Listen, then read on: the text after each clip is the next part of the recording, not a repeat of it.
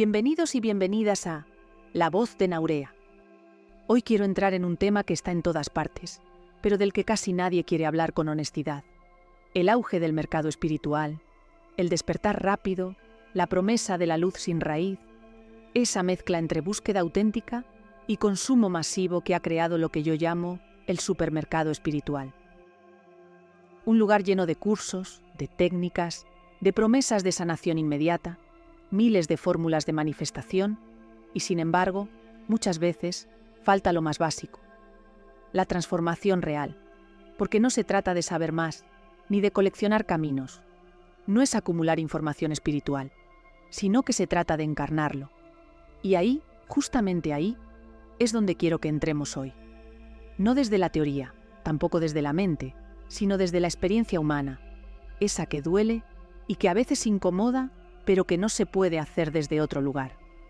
Quiero que este episodio sea un espacio honesto, donde podamos mirar juntos qué está pasando con este despertar moderno, qué trampas tiene, qué verdades se esconden debajo, qué partes se han distorsionado y qué significado tiene realmente caminar un camino profundo, con tierra, con cuerpo, con sombra y con conciencia.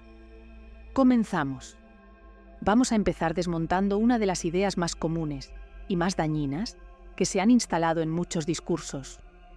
La idea de que lo espiritual es superior a lo humano, a lo terrenal o a lo corporal. Durante años se nos repitió que lo espiritual era elevarse, trascender, alejarse del conflicto y del dolor. Como si el cuerpo fuese un error del camino, como si sentir fuese una distracción o como si la vida cotidiana fuese una limitación. Pero si lo miras despacio, ¿cómo podría ser eso cierto? La materia no es enemiga de la conciencia, es su vehículo. El espíritu no flota en abstracto, sino que se expresa a través de la forma, a través de tu respiración, tu piel, tus emociones, tus decisiones. Lo humano no te aleja de lo sagrado, es el puente hacia tu esencia, a la conciencia, al amor incondicional o a Dios. Depende de cómo tú lo vivas. Y aquí quiero que te quedes un momento. El cuerpo no es lo que te frena espiritualmente, sino que el cuerpo es la puerta, tu templo sagrado. Todo lo que llamamos camino interior ocurre en él, donde se siente la calma, donde se siente el miedo, donde se siente la verdad y donde se siente el amor. No puedes sentirlo fuera de ti, nada exterior, tiene esa capacidad. Es en tu mundo interno donde puedes reconocerte a través de lo que sucede. No venimos a escapar de la experiencia humana, sino que venimos a habitarla con presencia. Si la conciencia no cambia cómo vives, cómo respondes, cómo escuchas, entonces no es conciencia todavía, sino que se convierte en teoría. Despertar no es flotar por encima de la vida. Despertar es estar dentro de la vida sin perderte. El crecimiento real, el que de verdad te transforma, tiene menos que ver con elevarse y más que ver con profundizar. No te eleva fuera de lo humano, sino que te lleva más dentro de ti, más cerca del cuerpo, más cerca de la sombra, más cerca de lo que evitabas. Y hay días luminosos, sí, pero también hay días pesados, densos, humanos, y la evolución ocurre mucho más en estos últimos. Creces cuando el cuerpo tiembla y no huyes, cuando aparece el dolor y decides escucharlo, cuando dejas de protegerte con discursos bonitos y entras en lo que realmente hay, en lo que está sucediendo. La transformación empieza cuando dejamos de escapar, dejamos de intentar estar siempre bien, dejamos de usar la luz para evitar la oscuridad. Crecer no es ser más espiritual, crecer es ser más honesto. Nadie nos avisó de esto. Nadie nos dijo que el camino interior no siempre se siente bonito, que no es lineal y que no es perfecto. A veces, despertar se parece más a una caída que a una ascensión, más a una noche larga que a un amanecer, porque ver incluye ver la sombra, reconocer lo que evitamos, entrar en memorias que duelen, en emociones que asustan, en tensiones que llevamos años conteniendo. Y aquí viene algo esencial. El dolor no significa retroceso, sino que algo se está moviendo. Eso que permanecía estancado está empezando a ser visto y reconocido. Y no estás fracasando cuando te sientes removido o removida, ni estás retrocediendo cuando te sientes vulnerable, y no estás perdiendo conciencia cuando sientes confusión. Estás entrando a lugares que dan miedo, los estás atravesando y estás dejando que la luz entre donde antes había defensa. La conciencia no significa ausencia de conflicto, sino que la conciencia es presencia dentro del conflicto. El New Age popularizó conceptos valiosos: meditación, energía, presencia, vibración. Abrió puertas y acercó temas, pero también generó un problema enorme. Convirtió todo esto en un producto. Vibra alto, manifiesta rápido, salta el dolor, cambia tu realidad, tu emoción atrae tu experiencia. Y claro, suena maravilloso, pero hay algo peligroso debajo. Nos enseñó a saltar procesos, a evitar la herida, a usar la espiritualidad como un analgésico emocional. No está mal usar herramientas, por supuesto. No está mal inspirarse. El problema no es la práctica, es la expectativa. Queremos alivio inmediato, sanar sin mirar, claridad sin habitar la confusión, calma sin atravesar la memoria que duele y abundancia cuando no sabemos sostener el vacío. Nada nuevo puede crecer si seguimos habitando las mismas creencias limitantes, y esto no es algo inmediato. La espiritualidad se volvió un producto rápido porque responde a una necesidad humana real. Tenemos dolor, tenemos vacío y queremos paz. Pero la paz verdadera no viene de atajos, viene de lo que atraviesas. La transformación real no se compra en un retiro, no aparece en una meditación viral, no llega por repetir una frase 3 veces al día. La transformación ocurre cuando la conciencia baja al cuerpo, cuando lo que entiendes con la mente se convierte en cómo vives, cómo hablas, cómo sientes y cómo eliges. En cómo hablas cuando te sientes herido o herida, en cómo sostienes un límite. Eso es integración, eso es presencia real. Es más, me atrevería a decir que la transformación real ni siquiera es el resultado, más bien es el camino que vas transitando. Y mediante ese camino puedes ser consciente desde qué lugar eliges, desde un lugar de miedo o de amor. ¿Eliges desde el personaje herido o desde tu esencia? Y no se trata de castigar cuando elegimos desde el inconsciente, creencias heredadas o experiencias vividas. Se trata de reconocer que eso no viene de ti o que eso no eres tú. Tú eres mucho más de aquello que te sucedió. Pero hasta que no vemos lo que dirige nuestra vida, no podremos elegir desde dónde queremos vivirla. Hay otro error muy extendido en este camino: la idea de que todo se resuelve entendiendo, que con comprender basta, que con leer, escuchar o reflexionar ya estamos transformando algo. Pero no funciona así. Peter Levine lo repite una y otra vez. El trauma no se libera pensando, se libera sintiendo, en presencia, en seguridad. Gabor Maté lo explica de forma directa. Lo que no expresamos, el cuerpo lo retiene, y esto es fundamental. No existe conciencia estable si no hay cuerpo disponible. Si el sistema nervioso sigue en alerta, en contracción, en tensión, en huida, da igual cuántos conceptos entiendas. Puedes decir confío, y aún así tener el estómago cerrado, suelto, y aún así tener la mandíbula en tensión. Estoy en paz, y el pecho seguirte latiendo como si fuesen sirenas internas. La verdadera presencia no ocurre en la mente, solo puede ocurrir en el cuerpo, en permitirme sentir sin huir, en dejar que la emoción se mueva sin bloquearla, en notar la incomodidad y no reaccionar desde el automatismo.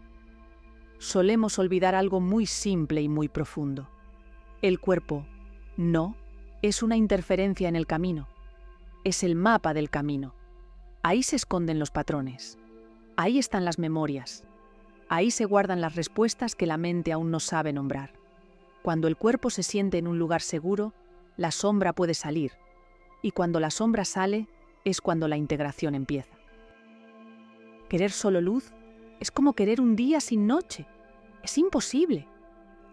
Queremos expansión, pero rechazamos la contracción. Queremos claridad, pero negamos la confusión. Queremos comprensión, pero evitamos el caos emocional. Y sin embargo, todo eso forma parte del movimiento natural de la vida. Sin invierno no habría primavera. Sin noche no habría amanecer. Sin sombra no habría conciencia de luz. La polaridad no es un error, es el escenario donde nos reconocemos. Lo que llamamos luz solo se comprende porque existe un contraste. Y el contraste no te resta conciencia, te la da.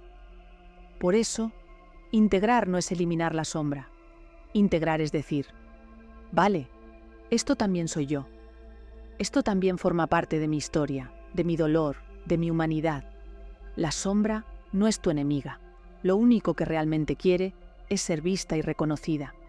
Es atender esa parte de ti que necesita atención. La sombra no destruye a quien la mira, sino que destruye a quien la evita. Por eso cuando repetimos frases como «todo está bien», «yo ya solté esto», «yo ya trascendí esta herida», sin haberla mirado, lo que hacemos no es sanar, es disociarnos. La espiritualidad se vuelve anestesia cuando la usamos para no sentir. Cuando repetimos luz para no ver lo que duele. Cuando preferimos estar bien que estar en verdad y vivir desde la autenticidad. Y aquí quiero abrir un espacio, porque el verdadero despertar empieza con preguntas incómodas. ¿Qué emoción estoy intentando evitar? ¿Qué parte de mí no quiero sentir? ¿Qué me está queriendo decir esta situación?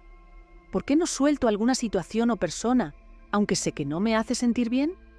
¿Qué me está reflejando? Porque la disociación, en el fondo, es eso. No querer sentir algo, porque duele, y el sistema nervioso se pone en modo huida, porque lo interpreta como un peligro, pero la realidad es que ahí no hay peligro, solo hay algo que ver para poder elegir desde otro lugar. Y todas, todos, lo hemos hecho. En algún momento nos hemos refugiado en una idea espiritual para no entrar en un dolor emocional. Pero el camino no es eliminar el dolor, es mirarlo sin huir. La espiritualidad sin sombra es infantil. Sin cuerpo es evasión. Y la espiritualidad sin humanidad no es espiritualidad. Este es otro punto clave que muy pocos nombran. Cuando no hemos integrado lo suficiente, construimos un personaje que parece consciente, pero no lo es. Una especie de yo espiritual. Una versión idealizada de nosotros mismos que habla muy bonito, pero que no sostiene la realidad. Es el personaje que dice, yo vibro alto, yo ya no reacciono, yo ya estoy en otro nivel, yo ya no sufro. Pero luego, cuando alguien nos toca una herida, reaccionamos igual. Cuando hay conflicto, aparece el juicio. Y cuando hay miedo, desaparece la presencia. La identidad espiritual no es mala en sí misma, es un puente. Todos hemos pasado por ahí. El problema es cuando nos quedamos atrapados en ella, cuando sustituye a la honestidad, cuando nos desconecta del cuerpo, cuando nos hace sentir superiores, cuando dejamos de mirar dentro porque ya sabemos. Y la soberbia espiritual no te aleja del mundo, sino que te aleja de ti. Y nada puede florecer desde esa desconexión. Una de las cosas más difíciles de aceptar es que este camino no se puede delegar. Podemos dejarnos acompañar, sí. Podemos aprender de otros, sí. Podemos inspirarnos, sí. Pero nadie puede sentir por ti. Nadie puede mirar tu sombra en tu lugar, ni puede atravesar el dolor por ti, porque nadie puede habitar tu cuerpo más que tú.